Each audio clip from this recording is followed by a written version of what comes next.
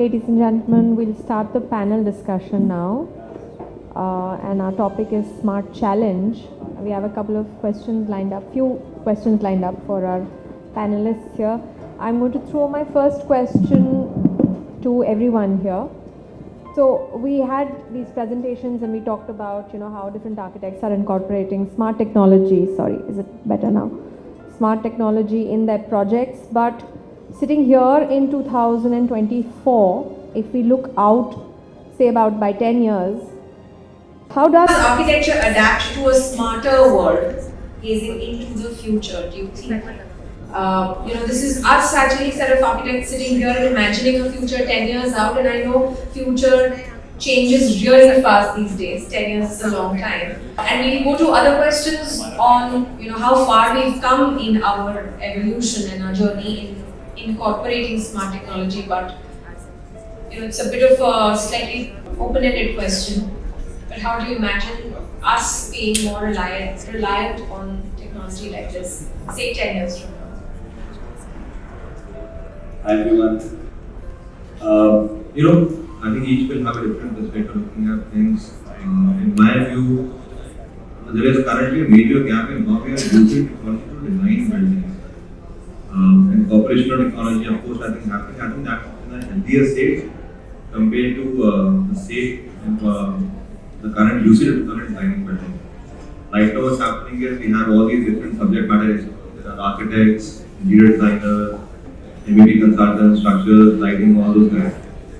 Each one is working with their own tools, own specific set of specializations, but on completely different platforms. There is no way we can actually putting the building together, assessing it. Maybe the old-fashioned way of doing it would have been maybe these guys locking themselves up in a room for maybe 3-4 days, figuring out what's working for MEP. Let's say, as an example, in terms of energy analysis. Energy analysis is like an accountancy. We just given a report, okay, this is what the energy analysis says, and hence the tonnage is defined accordingly. And we have to go along with that because there's no time left after that stage.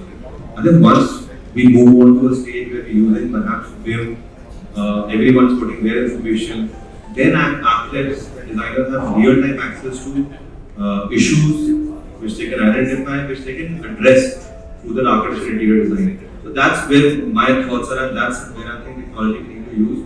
Modeling the building virtually first, doing whatever changes, modifications you want to do, improvements you want to do on the building model itself. And then finally, once you show out the model, everyone is happy with it in terms of energy performance, visual experience, then we start building it. So for precise designing, I think we need precise data. And right now, we don't have easy access to it. Okay, thanks, Jaskaran. The same question is open to all the panelists. Just a quick in terms of how do you see architecture in this one? Yeah, and in addition to that, actually, I was wondering if as architects, do we see a dystopian future where there is so much smart tech around that the built, cement and mortar architecture is perhaps less relevant or perhaps, just very different in how we're imagining it? If you could address that also. Yeah, I think technology is the way ahead. We have to embrace technology to move forward in our projects. And it's like, whichever way it's like, maybe old school or something, but with the changing societal needs and all, I think we need to use technology, which is happening.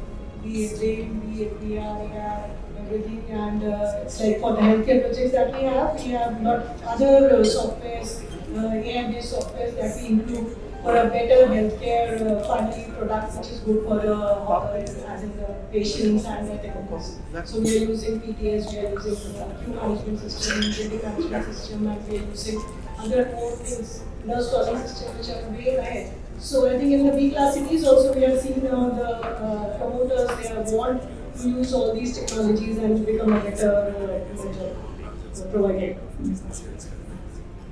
Well, what I believe that it's surely going to be very modular in terms of architecture. Like things are going to be very format set, and on that way things will be designed. Of course, softwares will evolve. It is a never-ending thing. It's surely going to evolve, and new software, the new techniques will be there.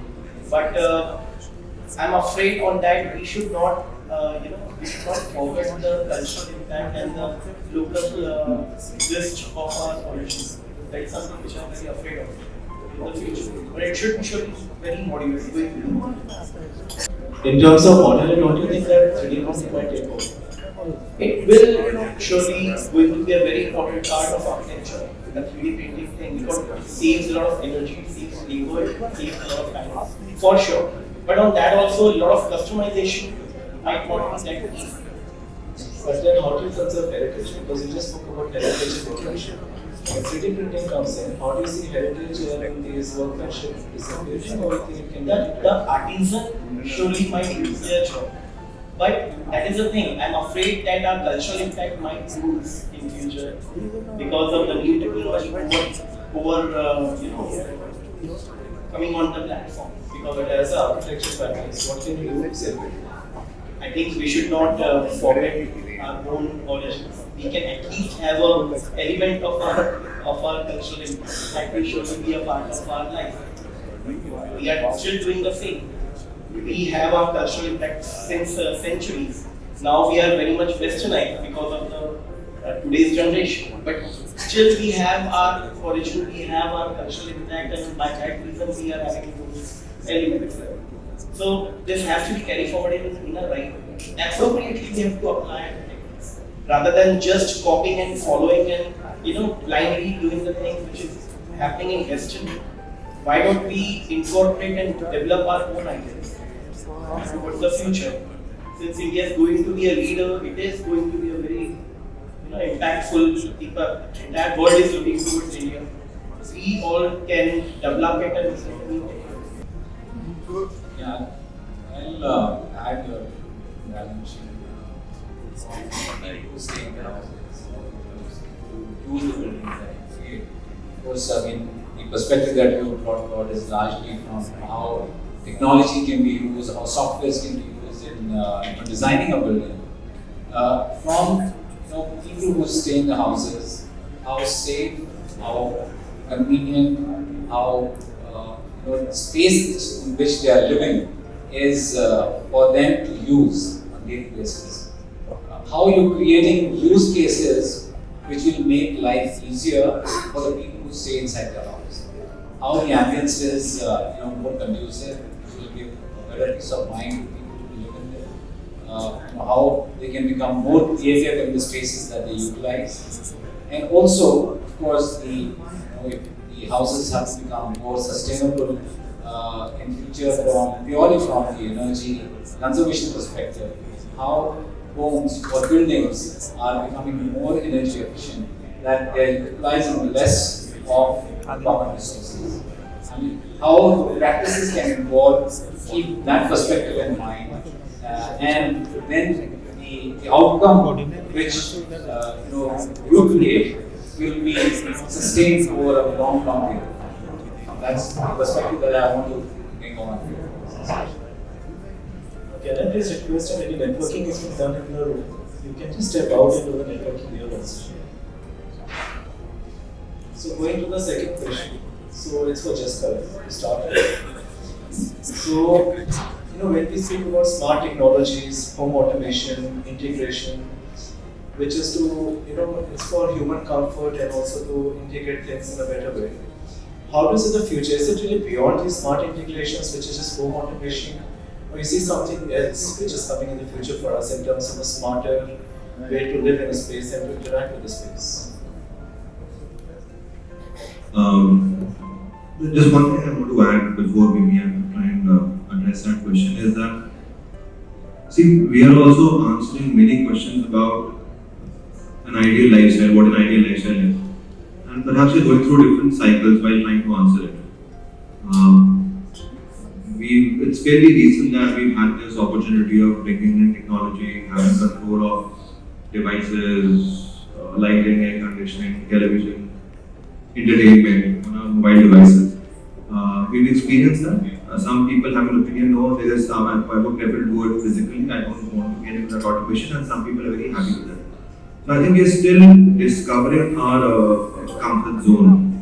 And I think for a few years to come, we will continue to go through that cycle as a society. till such time some clarity emerges to what extent we want to bring it into our lives. And that's really how I think, because people who have experienced automation systems, let's say for a while now, they have very diametrically opposite views of it at times, which is good, I believe, because it's coming from experience. But definitely access to, so if we, let's say, look at a different building, let's say hotels, for example. Hotels have had building management system for a very long time. Right now, let's say we are using automation technology for comfort, perhaps not so much at a residential scale, which is more widespread for building management. So that learning, that let's say the need for it perhaps has to happen. We need to, let's say, evolve along with it before we start using those technologies. Better control of homes also. So there is a natural reason also for it not happening so far, because in commercial projects we have a dedicated person controlling all of that. In a family or in a smaller setup, there is no person who would take up that responsibility of controlling the building. So yeah, that's my view on So one more thing is, see, I personally feel that there's a saturation which will hit the market in terms of home automation, because everything is linked to the centralized system, which is anywhere there. Right. So also we just come to a second about this. But as a designer, because the population is a big problem for us, density and space area which we're utilizing. So do you think adaptive spaces, where a space, this transformative spaces, because of the space constraint which we're facing, this home automation might also enter into this adaptive spaces where the spaces start transforming and morphing, which we are already doing in some projects. But do you think this home automation is just leisure problem? Like leisure is not a problem. Leisure is just it's just an add-on human comfort. But do you think it can be used to create a solution for this problem of density and to create smart spaces using home automation systems? adaptive spaces I'm not personally so confident on. I'm definitely, I believe, more rational user spaces will come in. Also, I think, one aspect perhaps we do overlook currently is the building life cycle cost or life cycle analysis of a building. Often when you're talking about sustainability, we're talking about, let's say, how much energy saving, we are perhaps often overlooking what's the life cycle of the product itself, the materials that we're using. Older buildings which have been around for centuries, they may have spent tremendous labor, energy, whatever to build that building. But once the building is there, it's there for centuries. We're not making a building, knocking it down after every 30, 40 years, making a new one. Even if you make a smarter building, that way every 30 years after the energy consumed in making that building again is far in excess of what we were able to save. Adaptive spaces, perhaps I'm talking from more of what my little understanding of human psychology is, that ideally, as we are realizing what is our comfort zone, we will also start designing spaces which cater to our certain moods and needs. As an example, a bedroom has to be restful, and that perhaps will continue to increase. A place of work has to be something which has a different sort of a vibe, and we'll be creating spaces accordingly. So the technology has been there for a long time, where a bed can transform into a study desk or something else. I don't think it's been used largely because the space is not catering to that mood or vibe.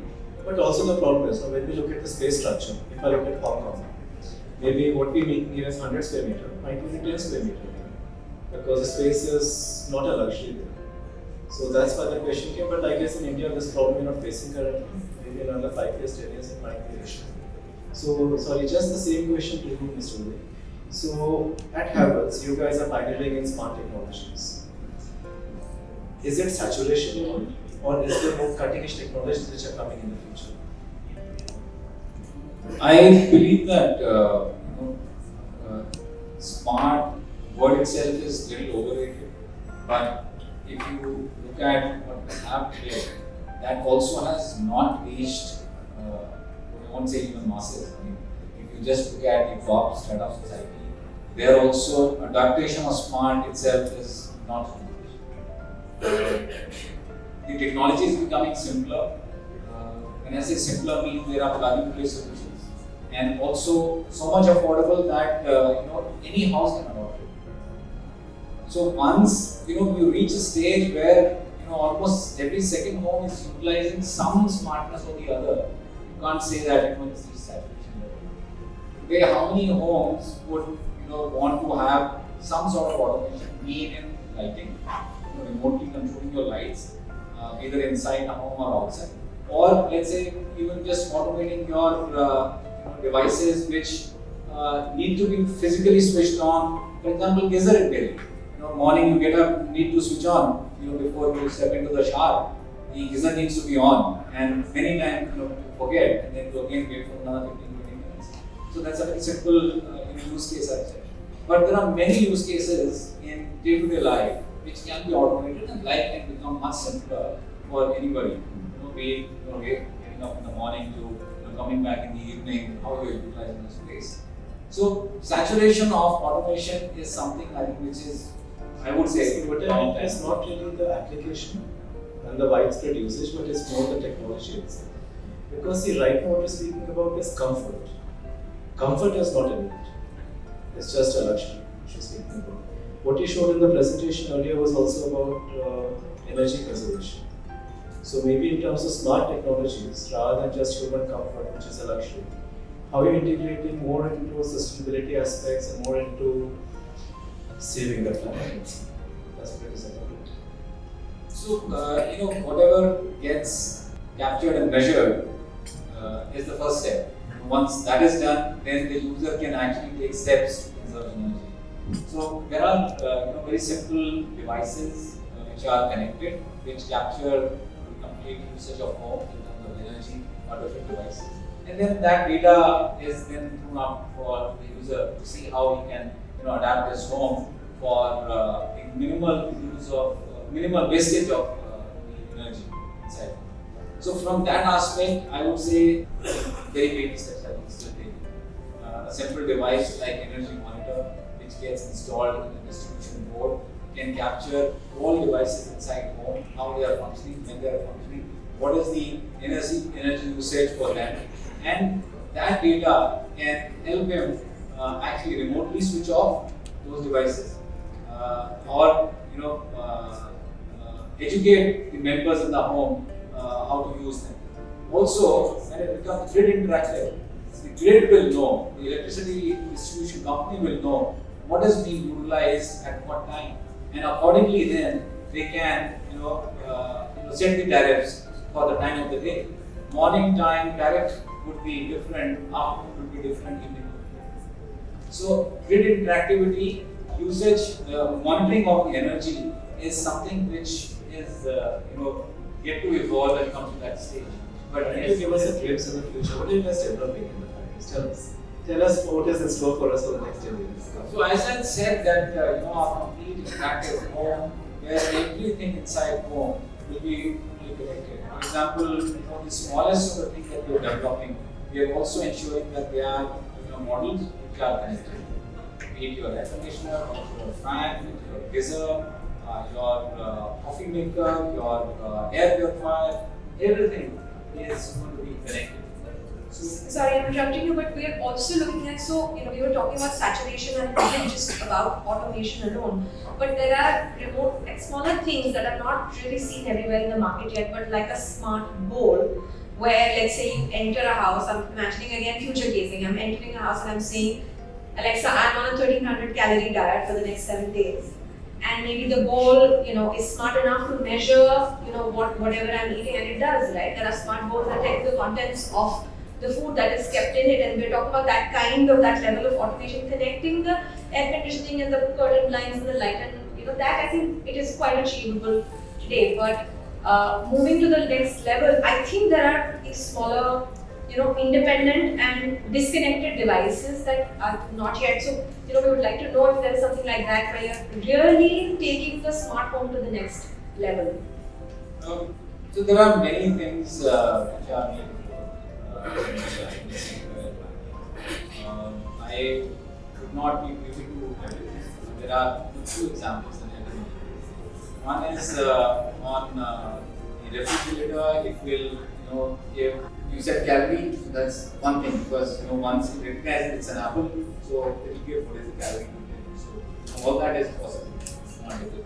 So inside the refrigerator, it will measure what all is expiring, the expiry dates. It will give the QR code and Very when it is expiring, so it will give that data out. That's one thing.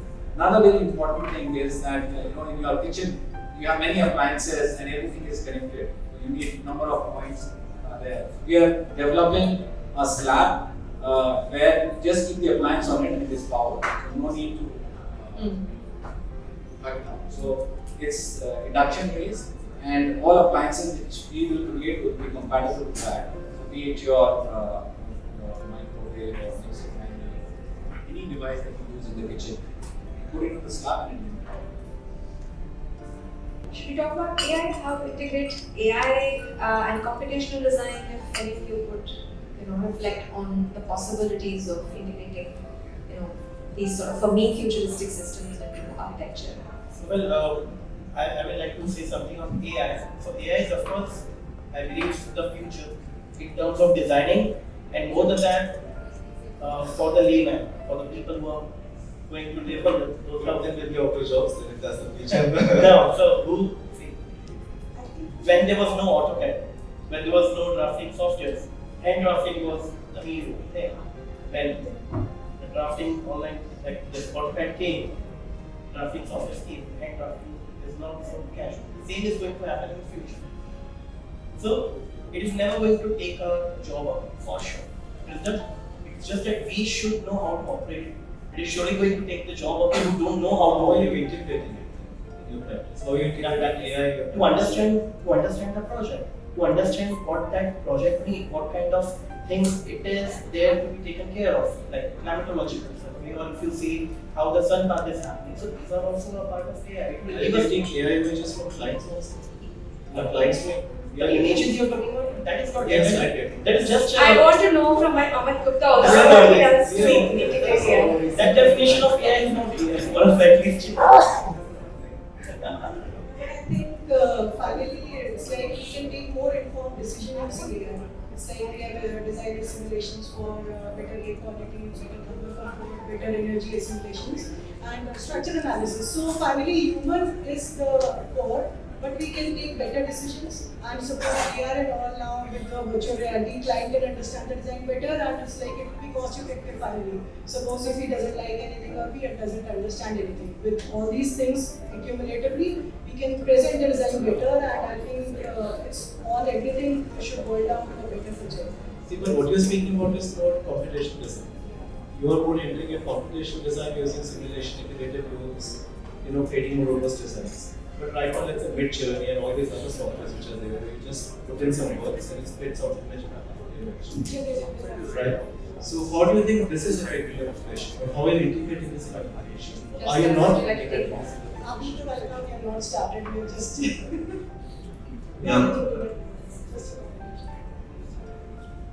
So we can actually, because not everyone is familiar with the extent to which AI has penetrated different design tools, softwares, maybe we can just categorize it in a certain way. One, of course, is, let's say if you want to ideate, Midjourney is a great tool for ideation. It's like a fantastic bouncing board. You have a certain thought, you want to see how that thought looks like. It will keep on throwing ideas. That when the technology works, Midjourney will not give you exactly what you want. You can't tell you what a room which is changing by 20 feet and it will throw exactly of those parameters. Something similar. So great for brainstorming ideation. Then there are tools which are more specific to the space that you define. That's a different part, that's different, let's say, set of software for AI. And then you of course have different set of software, AI powered software which will work with them. So let's say in that you can definitely say, oh, I want a building which is 100 feet across, 80 feet wide with 5 stories and the floor recesses as it goes up. It will keep on developing that BIM model. So these technologies are there, easy to access and one can use them. How it will affect, so what will happen is, I agree, it will not take everyone's job away, but it will take a huge number of jobs away. In any industry, there are many people who are just there because some sort of mental labor is required. Maybe not, they are not really applying that much of their thought or creativity into it. So, what AI will do, it will in fact burden the person with more responsibility. Because right now, with the current time frame that anyone has, they look at 2, 3, 4, 5 options. It's a very limited number of options one can process in a tactical time frame. With AI, it will throw thousands of options at you. So the person who's finally making those decisions has to be very with a very clear mind, clear thoughts of what they really want to do.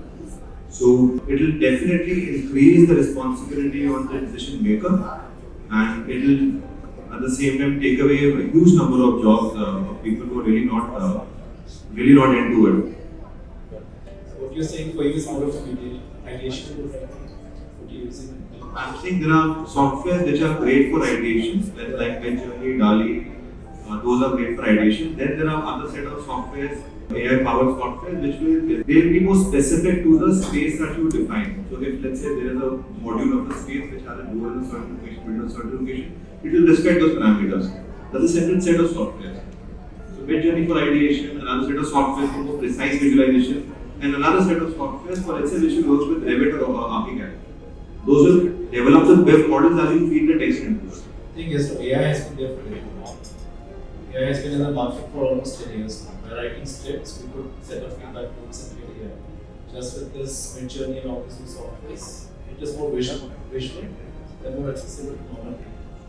So I think we are all using AI for certain use. But right now, we have been using AI for certain use. But right now, it's a bit more hands-on because it's more visual friendly. Because like it is in simulation, it's also iterative. It's also AI. Yeah, so Amit, as you said, that the client also now operates that. They come up with an image that we want this thing. But again, it's an evolution. Earlier when they were clients, like I say decades back, so architect designed the house and the client is planning. Okay, because there was no visualization. Then the sketching, and then the 3D software scheme, which we generated the details or architecture, and then we showed the client, and the client became more clear that okay, this is what I want, or I want this alteration, I don't want this texture. So it takes a lot of time, to confirm that the client really wants it. With AI, see the positive part. With AI, you can give your inputs that we want this kind of material, this form, or this thing, or whatever. You can put your specification, and it can give you multiple images, in which it might save a lot of time. Client's time, yours time, and we can actually come down to a platform where we both agree, and maybe client can give his own homework, and he can come down to you that this is what I want. Is it a good thing? In a way, yes. In a way, yes. It is. See, it is a good thing or not. It depends upon how you are going to operate. If your client is pretty clear, if you know that client wants it, and you can give your own inputs and that, and then it can become appropriate thing for client. Because eventually he is going to use that project. See, as architects, anything which improves the profession is a good thing. I really don't see any flip side to it as far as the profession is concerned. And another thing, from my experience, a good designer can use an AI tool, even like something as simple as Midjourney, far better than a regular layman can, because you need to understand what. So you need a common language to interact with the AI tool. In this case, no one can take our skills. Yeah, I think in this case you need the right idea, the right terminology, the right words to feed into Midjourney for it to give you the accurate result. And an idea of the designer should be more aware of the client than all these things. So also, I think one of the fastest machines on the planet is the brain machine. So through the training of years and years of experience, which we all have. So I guess these are just tools actually. Just tools to facilitate our design process. see, ultimately, I don't think beyond the point you can't compete with technology. It's like if I'm the most talented swordsman and there is an average guy in front of me with a handgun. No the sword fighting skill will help me win that battle. So beyond the point, we have to adopt a technology, and we can't just can't compete just our minds beyond a certain point. But I imagine it, Midjourney, for example, I imagine it like a wild horse. I can do a lot with it, but I need to know how to control it, because if I don't, then it's just running in all directions, and it's a waste of time than anything. So we have a minute left, less than a minute. Should we just take closing remarks? Yeah. So Okay. just a final closing remark, everyone can just put in one line. What is a smarter future for you in terms of construction technology and design. What do you see the future for us? For a smarter future, if I say, we have to accept and adapt it in the right manner. Someone who is not going to do it, I don't know where they will be. So we have to very appropriately adopt it. I would say smart is the way ahead, but we need to go hand in hand with sustainability as well. So we should not say sustainability should go hand in hand with smart. I gave a little longer version of it, but the shorter answers we have to move to him.